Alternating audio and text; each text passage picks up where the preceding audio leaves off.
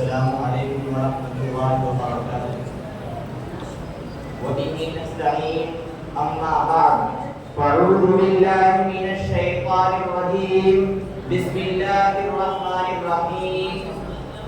هل يستوي الذين يعلمون والذين لا يعلمون؟ صدق الله العظيم. حضرات حکم صاحبان، معزز اساتذہ کرام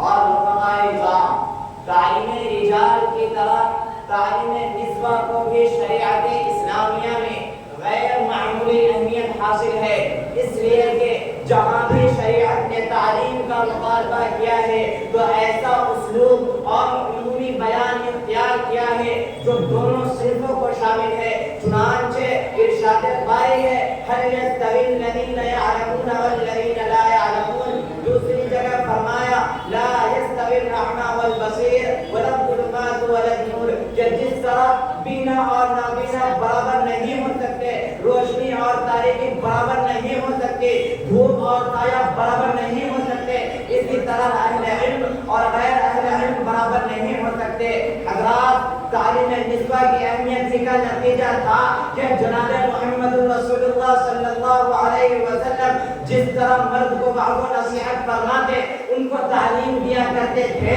اسی طریقے سے خواتین اسلام کو بھی وعظ و نصیحت فرماتے اور علوم و معارف کے ان کو روشناس کراتے تھے اور ان کی تعلیم کا خاص اہتمام فرمایا کرتے تھے۔ حضرات گرامی، بلا شبہ یہ بات کہی جا سکتی ہے کہ اگر خواتین اسلام علم دینیا کو حاصل کر لینے کے بعد علوم عصریہ کو بھی حاصل کر لیتی ہیں، عالمہ فاضلہ کے ساتھ ساتھ بہترین ادیبہ اور شاعرہ بن جاتی ہے، اچھی معالجہ اور ڈاکٹر بن جاتی ہے، انجینئرنگ، ڈپلومہ اور دیگر ٹیکنیکل ہینڈ کی ڈگریاں ان کے پاس ہو جاتی ہے تو لائق تحسین اور قابل فخر ہے۔ چنانچہ جب ہم پہلی صدی کی تاریخ الٹ کر دیکھتے ہیں، صحابیات کی زندگیوں کا مطالعہ کرتے ہیں تو احادیث و تواریخ ہمیں بتاتی ہے اگر تم کو کسی عالمہ اور فاضلہ کی تلاش ہے تو حضرت صدیقہ عائشہ کی حیات پاک کا مطالعہ کرو، اگر تم کو کسی مفتی کی تلاش ہے تو حضرت حفصہ، ام سلمہ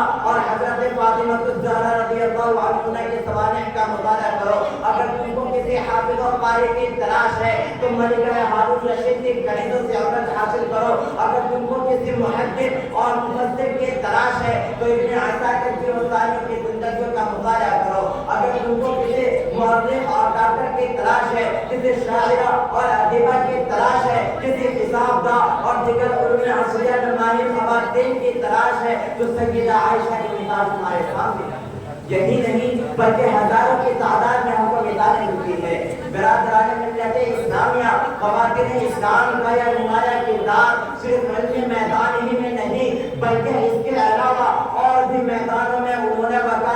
نمایاں انجام دیے ہیں، عالم ان کی نظیر پیش نہیں کر سکتی۔ زندگی کے ہر میدان میں خواتین اسلام کی خدمات تاریخ کا ذریعہ باب ہے۔ برادران ملت اسلامیہ، آج اس ترقی یافتہ اور مادیت کے دور میں بھی اصول تعلیم کا یہ مطلب ہرگز نہیں کہ اب ان کو پوری آزادی مل گئی، جب جس وقت اور جہاں چاہے بے مہار روح کی طرح گھومے، علوم دینیا اور علوم عصریہ کے حصول کے لیے منمانے ادارے کا انتخاب کرے، اسکولوں کالجوں اور یونیورسٹی کی سیر کرے۔ حضرات، اس نازک اور پرفتن دور میں ہرگز ان کو اتنی پوری آزادی نہیں دی جائے گی جہاں خالص مغربی تہذیب کی آبیاری ہو رہی ہو، مغربیت کے متاثر وہاں کا نصاب تعلیم ہو، اسلامی کلچر کا نام و نشان نہ ہو، اسلامی تہذیب و تمدن کی دھجیاں اڑائی جا رہی ہو، نقاب اور برقعے کا استحضاء کیا جا رہا ہو، آزادانہ اختلاط اور ننگے پن سے شہواتی جذبات کو ابھارا جاتا ہو، مرد و عورت کے درمیان ناجائز جنسی تعلقات کو فروغ دیا جاتا ہو۔